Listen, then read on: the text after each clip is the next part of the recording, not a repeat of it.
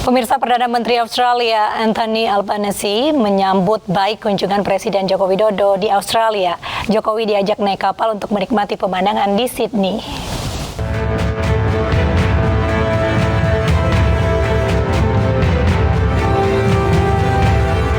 Presiden Joko Widodo diajak naik kapal oleh Perdana Menteri Australia Anthony Albanese saat berada di Sydney. Albanese mengajak Jokowi naik kapal dari dermaga Admiralty House menuju dermaga Taronga Zoo. Jokowi bersama Albanese naik kapal milik Australian Federal Police untuk bertolak menuju lokasi penyelenggaraan Annual Leaders Meeting.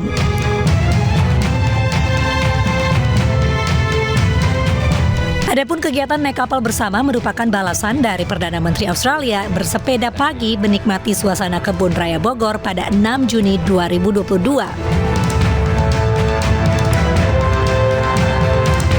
Perdana Menteri Australia ini juga menyatakan kesuksesan Indonesia ikut berperan menjaga kawasan Indo-Pasifik lebih aman dan stabil. Oleh karenanya, penting bagi Australia dan Indonesia berinvestasi dalam bidang perdagangan dan memperkuat rantai pasok.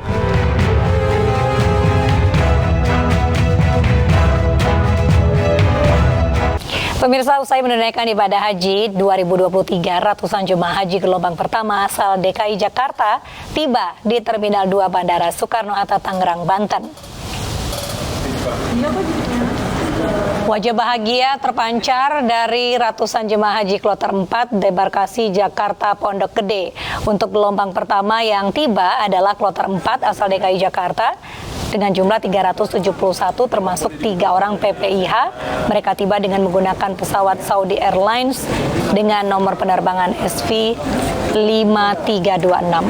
Para jemaah haji langsung mengikuti rangkaian pemeriksaan dokumen keimigrasian. Setelah selesai, langsung menuju bus untuk diantar ke debarkasi Pondok Gede untuk kembali ke rumah masing-masing. Iring-iringan bus pengangkut 371 jemaah haji gelombang pertama yang tergabung dalam kloter 4 tiba di Pondok Gede, Jakarta. Para jemaah langsung diarahkan ke gedung Aula Serbaguna 2 untuk beristirahat. Keceriaan dan syukur nampak dari wajah jemaah haji. Salah satu jemaah bersyukur dapat menunaikan ibadah haji setelah menanti selama 11 tahun.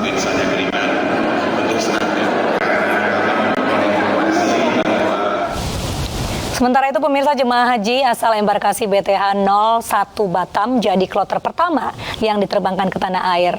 Ratusan jemaah haji asal Kabupaten Sidrap, Sulawesi Selatan saat pulang ke tanah air malah menggunakan baju adat khas Bugis.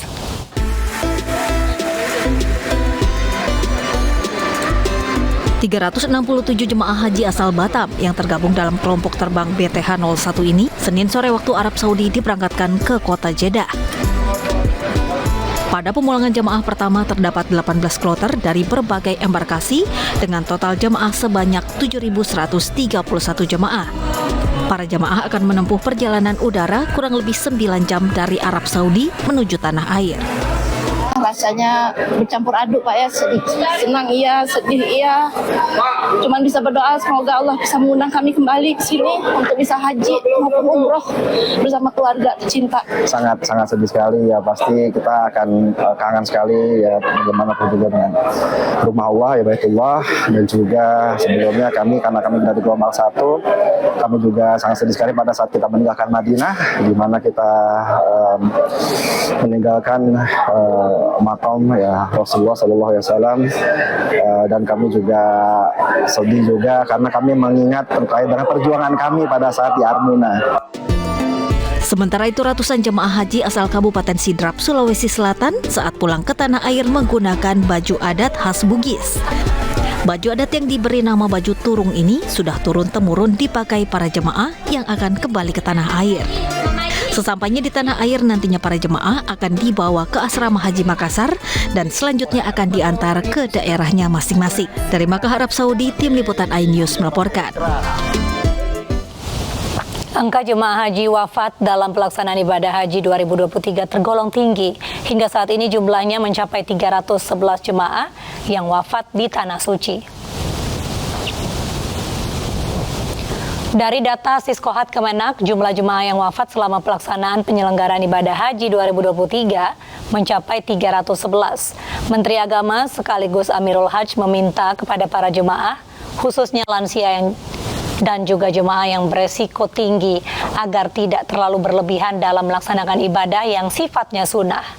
Pemerintah telah membadalkan haji jemaah yang meninggal sebelum pelaksanaan haji. Selain itu, pemerintah juga memberikan asuransi kepada jemaah yang meninggal dunia baik sebelum dan sesudah pelaksanaan puncak ibadah haji. Pemirsa, melalui berbagai strateginya, Partai Perindo akan terus merebut hati masyarakat untuk memenangkan pemilu 2024. Salah satunya dengan menggelar turnamen bulu tangkis bertajuk Effendi Saputra Cup yang diselenggarakan di Kelurahan Bintaro, Pesanggerahan, Jakarta.